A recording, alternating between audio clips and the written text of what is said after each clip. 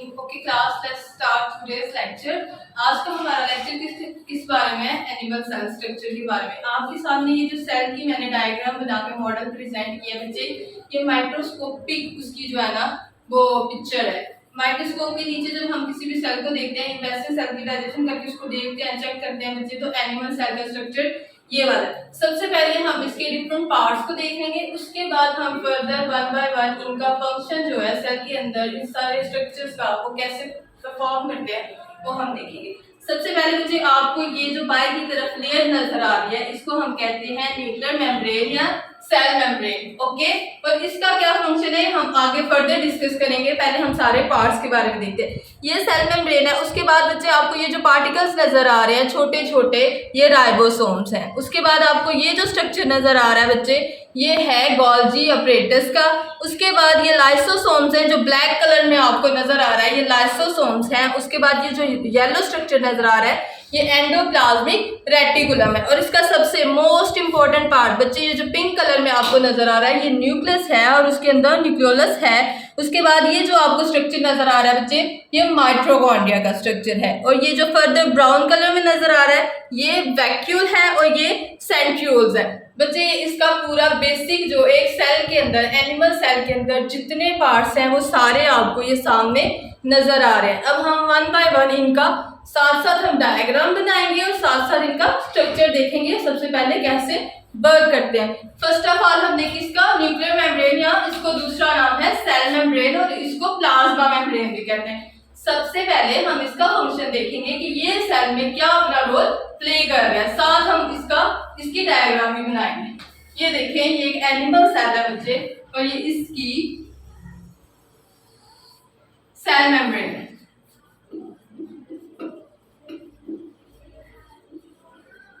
बच्चे ये जो सेल मेम्ब्रेन है ये एज अ बैरियर वर्क कर रही है।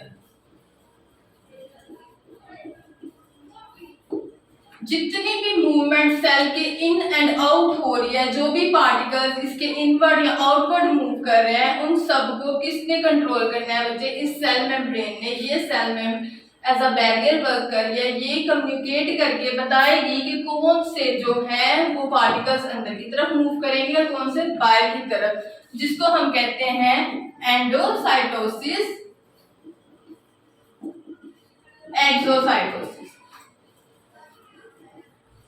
एंडो का बच्चे मतलब होता है इनवर्ड मूवमेंट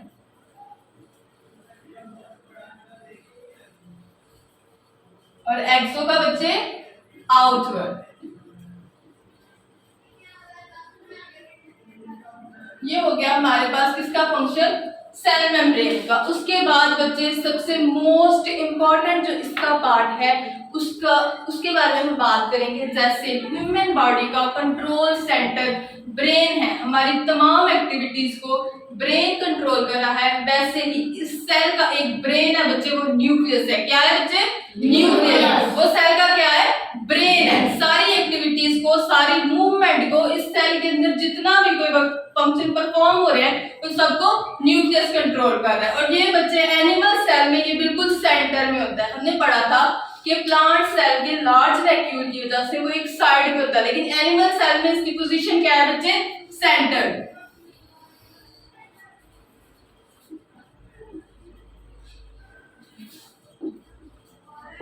अब बच्चे ये इसका क्या है, ब्रेन कंट्रोल सेंटर है ये सेल। सारी एक्टिविटीज जितनी भी परफॉर्म हो रही हैं वो सारी कौन कंट्रोल कर रहा है, न्यूक्लियस कंट्रोल कर रहा है। इसके बारे में इसका हम फर्दर आगे देखते हैं कि इसके अंदर कौन कौन सी चीजें मौजूद हैं और इसके स्ट्रक्चर को देखते हैं। इसके सबसे बाहर वाले स्ट्रक्चर को बच्चे कहते हैं न्यूक्लियर एनवलप।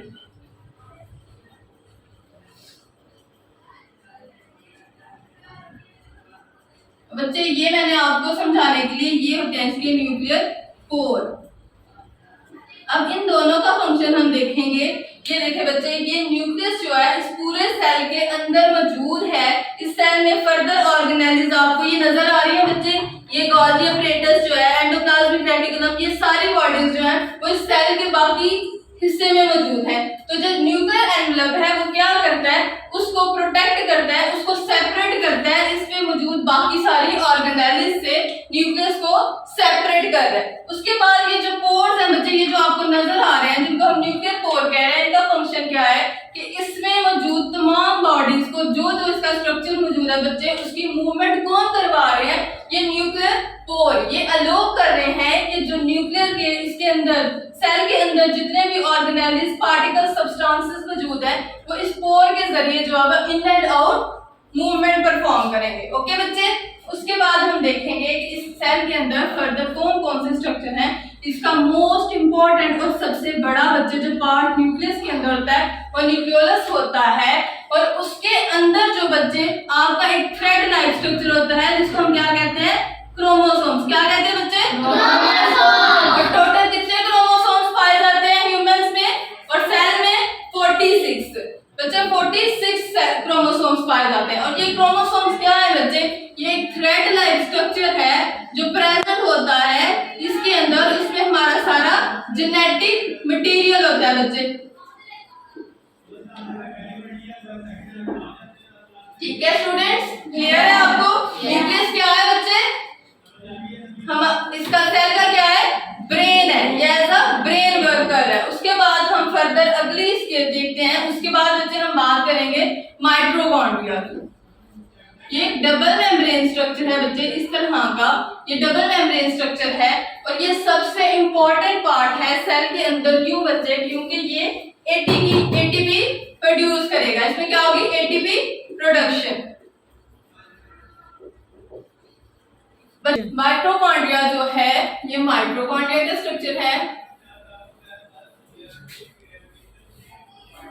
जैसे एक कार को चलने के लिए फ्यूल की जरूरत होती है, एक आम जुबान में हम जैसे बात करते हैं, वैसे बच्चे हमारी पूरी बॉडी को, किसी भी लिविंग थिंग की पूरी बॉडी को वर्क करने के लिए एनर्जी की जरूरत होती है, और वो एटीपी की फॉर्म में हमारी बॉडी में चल रही होती है बच्चे, एटीपी की फॉर्म में। और ये एटीपी कौन बना रहा है, ये माइटोकॉन्ड्रिया में एटीपी की प्रोडक्शन हो रही है। ये इसको हम कहते हैं power house of the cell. ये जो आपको स्ट्रक्चर बच्चे नजर आ रहा है ये पावर हाउस है। सारी एटीपी की प्रोडक्शन इसी पावर हाउस में होगी।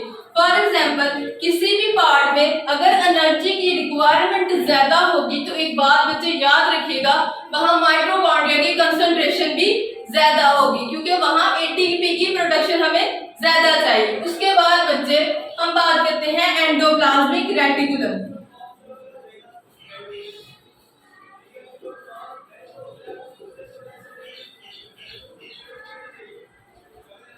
ये स्ट्रक्चर बच्चे जो येलो कलर का नजर आ रहा है ये एंडोप्लाज्मिक रेटिकुलम है। ये एक डबल मेम्ब्रेन बच्चे स्ट्रक्चर है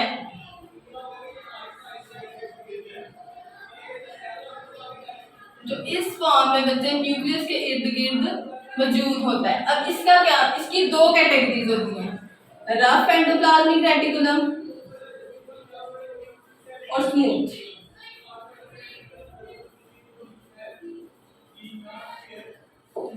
बच्चे जो रफ एंडोप्लाज्मिक रेटिकुलम होता है उसके ऊपर राइबोसोम्स अटैच होते हैं, और ये राइबोसोम्स क्या करते हैं, प्रोटीन की प्रोडक्शन करेंगे।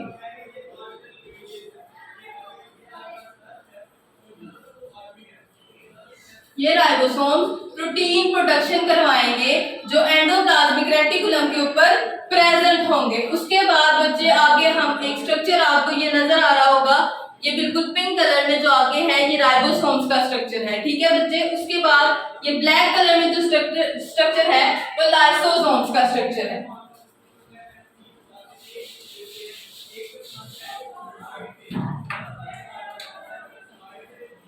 ये इस फॉर्म में बच्चे सेल के अंदर प्रेजेंट होते हैं।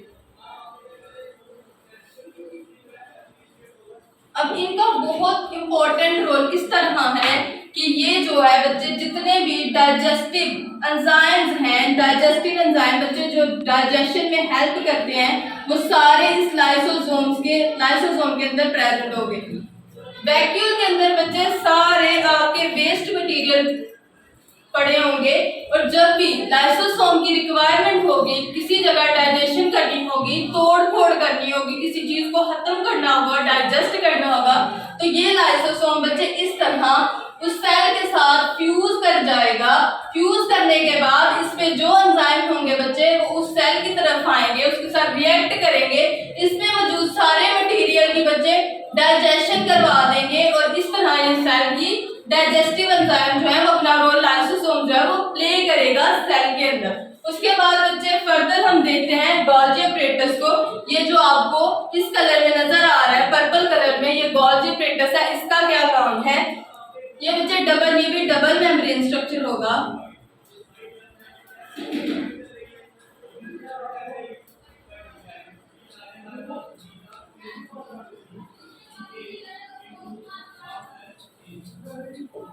अब हमने देखा था एंडोप्लाज्मिक रेटिकुलम क्या कर रहा है? प्रोटीन प्रोडक्शन कर रहा है। क्या कर रहा है बच्चे?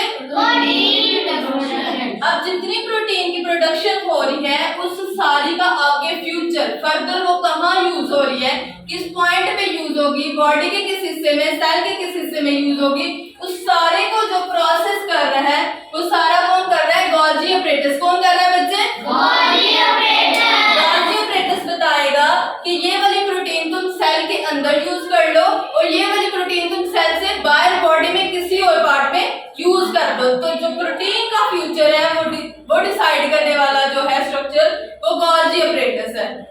उसके बाद बच्चे सेंट्रीओल्स हैं जो इस फॉर्म में आपको नजर आएंगे।